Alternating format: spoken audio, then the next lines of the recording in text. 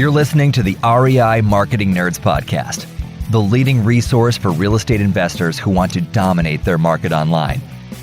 Dan Barrett is the founder of AdWords Nerds, a high-tech digital agency focusing exclusively on helping real estate investors like you get more leads and deals online, outsmart your competition, and live a freer, more awesome life. And now, your host, Dan Barrett.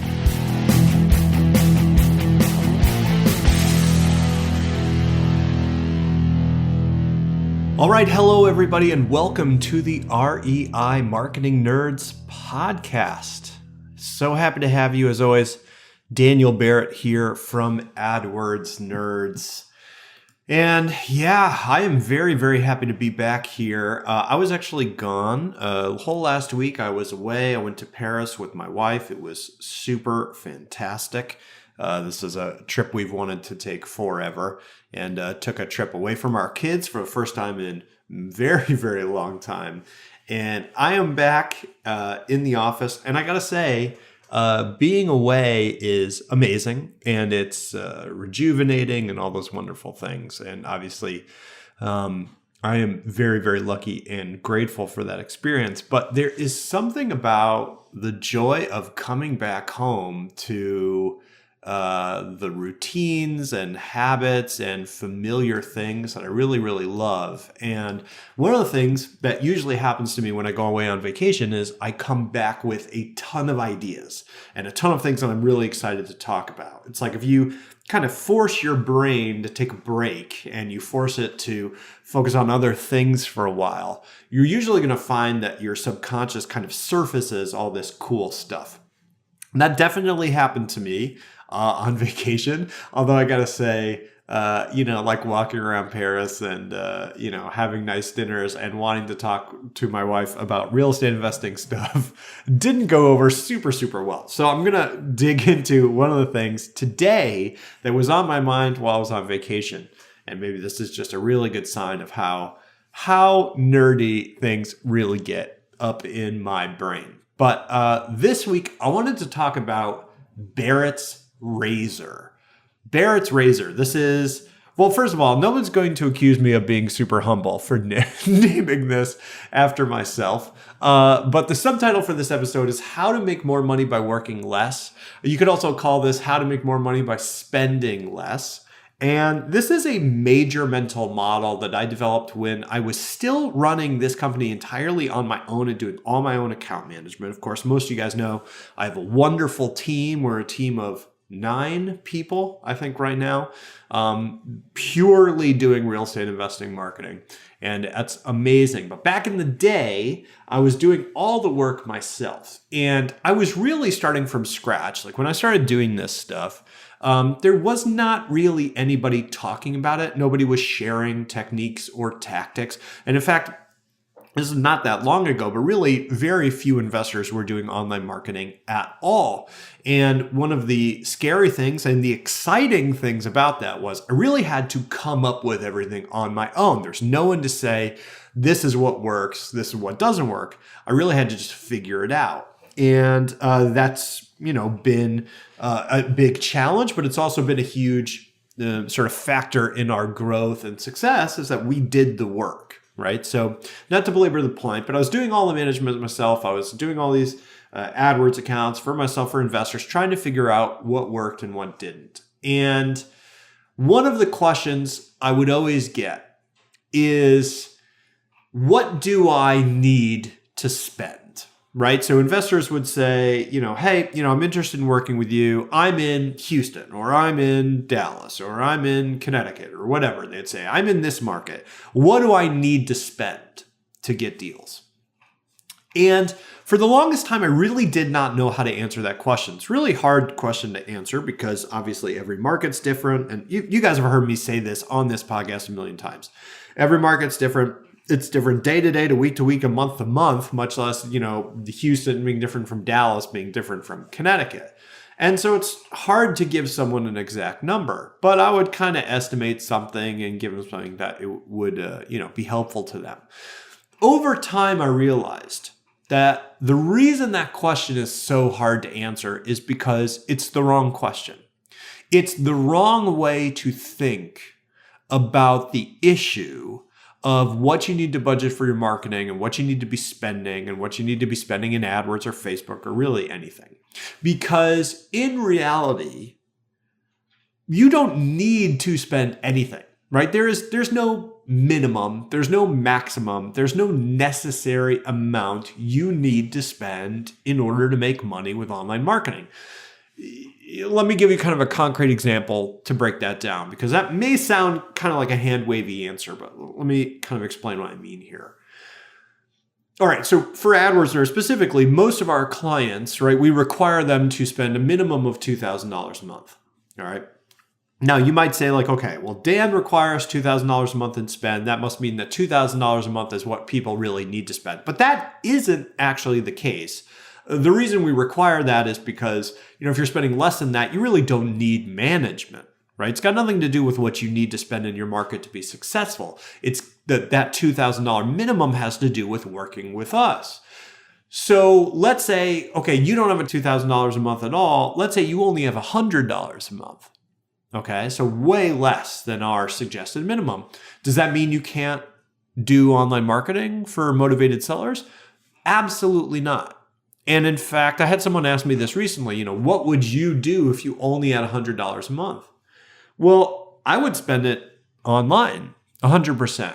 And here's what I would do. If I knew I only had $100 a month, I would really laser focus on a very small number of keywords. I mean, I'm talking about like 5 keywords. I would run with low bids. So I would lowball the bids on those keywords. I would use modified broad match keywords in order to generate more traffic for less money. And I would use a very extensive list of negative keywords in order to filter out everything that could possibly come up that's not what I want. If you don't have the technical background, you may not be super sure about what all those things mean individually, but just know that basically what I'm saying is if I had $100 a month, I would run a very restrictive and a very low ball style of strategy. Now that kind of strategy, that might generate 1 deal a year. So we're not setting the world on fire, right? I'm probably not quitting my job. I'm probably not, I'm not retiring to, well, maybe I could retire to Costa Rica, who knows, but I'm not buying a new house or whatever. I'm doing a deal a year. But think about what that means, right? If I'm spending $100 a month, that's about $1,200 a year if I run that all year. Now, let's say my average deal size is $10K because I'm doing wholesaling, right? I think that's very reasonable looking at national deal values right now. So I'm spending $1,200 a month, or $1,200 a year, I should say, and I'm making $10,000. Now that's almost a 9 times return on my investment of that marketing spend.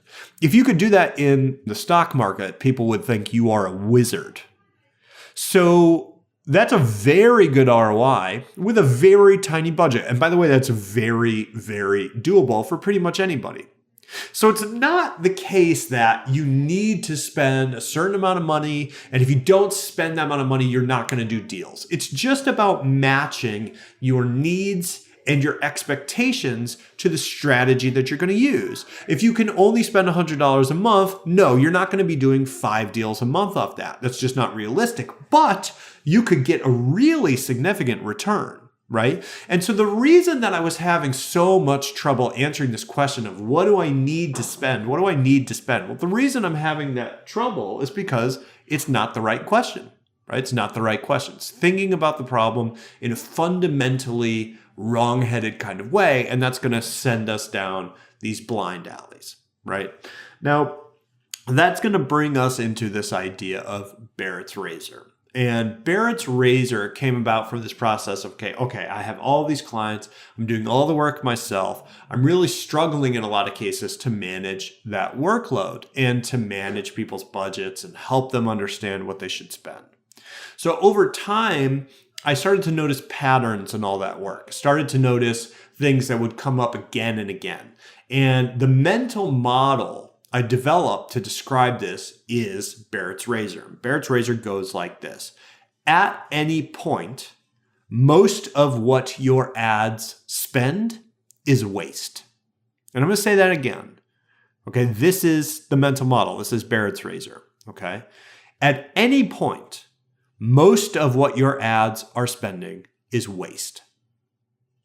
Now, that's a pretty dramatic statement, but it is going to be broadly true even of very well-run ad accounts. It's true in our ad accounts. It's true pretty much anybody you're going to pay to manage your stuff. It's going to be true if you manage your own stuff.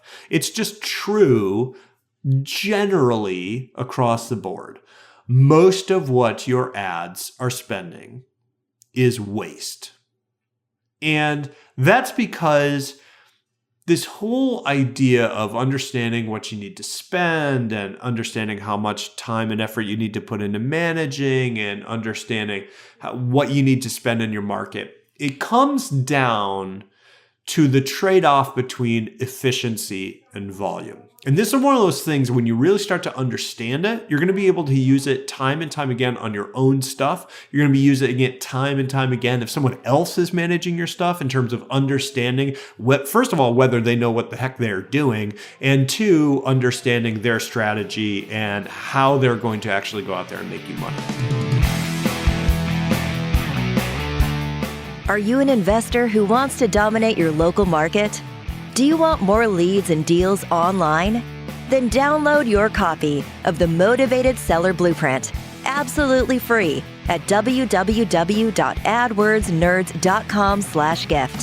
What are you waiting for? Go to www.adwordsnerds.com/gift right now to get your copy of the Motivated Seller Blueprint. All right, so let's talk about this. Let's talk about this trade-off between efficiency and volume. The way I think about this is I like mixed martial arts. I like to watch UFC and stuff like that. But if you're not familiar with that, you just think boxing or any kind of combat sport. All right. Now you got these two people, real tough fighters, and they are competing in a specific weight class, right? So this is for people that like fights, they already know this, but it's just if you're not familiar with this at all, let's say we're in the same weight class. That means that we both have to be, let's say, 170 pounds, no heavier than 170 pounds in order to fight on fight day, okay? Now, what ends up happening is both of us, both people fighting in this competition here, we don't walk around at our normal weight at 170 pounds. Oh, no. In reality, we're both much heavier than that. So I might weigh 190 pounds, let's say on Monday, okay? And by Friday, I've got to weigh 170 in order to compete. And so what I do is I cut weight. All right. And this is this really dramatic process of dieting. And, if you've ever seen videos of people in the sauna with the garbage bags over them, or they're on the bike cycling in full sweats and sweatshirt while the heat is blasting all over them. It's well, what are they doing? Well, they're trying to lose weight, and they're trying to lose a lot of weight really, really quickly. They're losing water weight to get their weight all the way down to 170. So they weigh in at 170, cool. I weighed in at 170, I pass the rules. And then before the fight, I get most of that weight back by drinking the water and stuff. And now when I actually walk into the ring, I might be 180 or 185. All right, so not to get lost in the weeds here. But basically the idea is when I'm a fighter, I've got to learn to cut weight so I can get down to a low weight in order to compete. All right, so let's think about that. When I am losing weight, what am I really doing? I'm becoming highly efficient, all right? I'm getting rid of everything that is extra in any way. Every bit of water, every bit of salt, every pound or ounce or kilogram or whatever it is, I've got to get rid of it. So I'm really efficient. Nothing but muscles and bones. That's the ideal. Right? And this is where, by the way, if you see people, they look really ripped. You've got six pack and rippling biceps and veins popping out everywhere, right? You are at your most efficient in this state, okay? But the thing is, in that state, most people are actually at their weakest point. If you think about it, it makes sense. I haven't eaten anything in 3 days. All my water weight is gone. I'm dehydrated.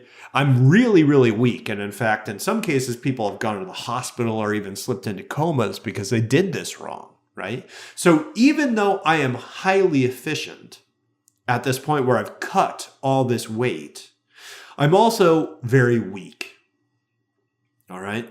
Now, contrast that with a really strong athlete, someone who's really in their physical prime, someone who is at their peak state, like I am ready to rock, whether that's fighting or boxing or running or whatever, I am at my absolute best. It is likely that in that state of being at my absolute most ready, my absolute best, I've got a significant amount of body fat hanging around. I've got significant extra calories to burn. I've got extra water that I'm carrying around. My body is carrying around more than it actually needs. So I'm not the most efficient I've ever been. I'm not at my most lean, but I can generate a lot of force. I can be extremely strong. I can be extremely powerful. And this is the trade-off between efficiency and volume, all right? I can be at my most efficient in my online marketing, mean I have no waste. I've got nothing that's spending money and not generating leads. I am at my most lean. There's literally nothing extra happening. Only the things that are absolutely required are in there. But in that state, that marketing campaign or marketing account is likely to generate a lower overall lead volume. And the converse is also true. If I've got an account that's generating a ton of volume and a ton of activity and a ton of leads, it's probably also generating a fair amount of waste. It's got extra stuff that isn't really necessary. All right. And this is just true across the board. It's going to be true in any kind of marketing. Think about it in direct mail, to bring this back to something that I think a lot of you are going to be more familiar with.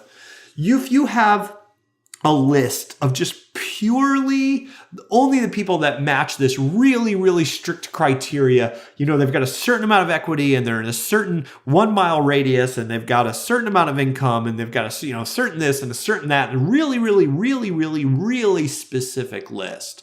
That list is going to be really responsive, but it's probably going to generate less deals overall than if you mail everybody in your state 100 times, right? You're going to get less deals that way. Of course, one's going to be a lot cheaper, but the other one's going to generate more deals. And this is always the question we have to answer. Do I care more about efficiency or do I care more about volume? Do I care more about hitting a certain weight or do I care more about athletic performance? Okay, efficiency versus volume. We're always trading one for the other. Now, in the case of Barrett's razor is about recognizing this and saying, in any account that's generating volume, it's likely that a significant amount of it is going to be waste. And so you can really focus on cutting the waste and cutting the amount that you need to spend, or you can focus on really boosting the volume. It's very hard to do both. All right. Like if you want to cut costs, there's a fairly straightforward checklist for doing that. I mean, it really is. I mean, this is something that we do pretty much every day for clients. And it's a relatively restricted list of things that you do. You can cut the number of keywords that you're running. Just run the stuff that's generated leads for you. Right? You can look at the position of your ads and say, what positions are my ads in when they generate the most leads? You can look at the devices that you're running. People on mobile, people on desktop, people on tablets. Where do most of my leads come from? You can look at zip codes or regions and say, all right, what zip codes are generating leads and which aren't? You can look at the time of the day or the day of the week. Which of those are generating leads and which aren't, right? Out of all of those categories, typically only about 20% of the things that you are targeting are actually generating leads for you or a result of any kind, right? I mean, if you look at your keywords, about 20% of your keywords are generating pretty much everything that you're getting. You look at the position of your ads, it's going to be 20% of all positions, usually the ones at the top. You're going to be looking at mobile, desktop, or tablet. Usually one of those is generating the vast majority of your stuff. You look at zip codes, it's going to be 20% of all your zip codes are generating all your leads. You look at the time of the day or the day of the week, they're going to be clustered around certain hours of the day typically. So pretty much all the time, 20% of the stuff that you are doing is generating most of your results, which means by definition, about 80% of what you are doing is waste. This is Barrett's razor, right? At pretty much any moment, most of what your ads are spending is waste. But that's not necessarily a bad thing. Remember, there's a trade-off here between volume and efficiency. So we can cut our waste all the way back, but we're going to sacrifice volume. And likewise, we can boost our volume all the way up, but we're going to sacrifice efficiency. And so there's no right or wrong, but it's about understanding you and understanding what you are looking for and understanding your market conditions and what's important to you in the moment. Okay. And this is pretty much what we do for all our clients. It's like sit down and try to understand this and dial it in over time. Can we dial in a little less efficiency for a little more volume? Can we get a little less volume, but really make a dent in our cost per lead, right? And it's a process, but it's understanding the mental model that allows you to actually go through that process. Otherwise, you're going to be kind of trapped in this loop where you are constantly trying to cut weight and get the most athletic performance at the same time. And you really cannot do that. It's got to be one or the other most of the time. So I hope that is super helpful for you. Hey, listen, if you are listening to this podcast and you are not in our Facebook group, you should get in there because it is free and it is awesome. I mean, we post in there every single week. We do weekly live shows. We do tons of posts. We do tutorials. I've got a thing on how to use YouTube to find motivated sellers. I've got an SEO guide. I've got deep PPC trainings. We've got all this stuff in the group. It's totally free. So you can go to adwordsnerds.com/group to find that. AdWordsnerds.com/group. And likewise, I've got the show notes, links to everything that I talked about here, all sorts of cool stuff over at AdWordsNerds.com/podcast. So again, that's AdWordsNerds.com/podcast to find all the notes for this episode and our past episodes. And hey, if you like this show and you got some value out of it, subscribe, leave me a review. I would really appreciate it. It helps other people find the show, and it's fun to do. So I want more people to find it. Let me know if you have any questions. Hope you're having an awesome week, and I will talk to you guys next week. All right, cheers. Bye.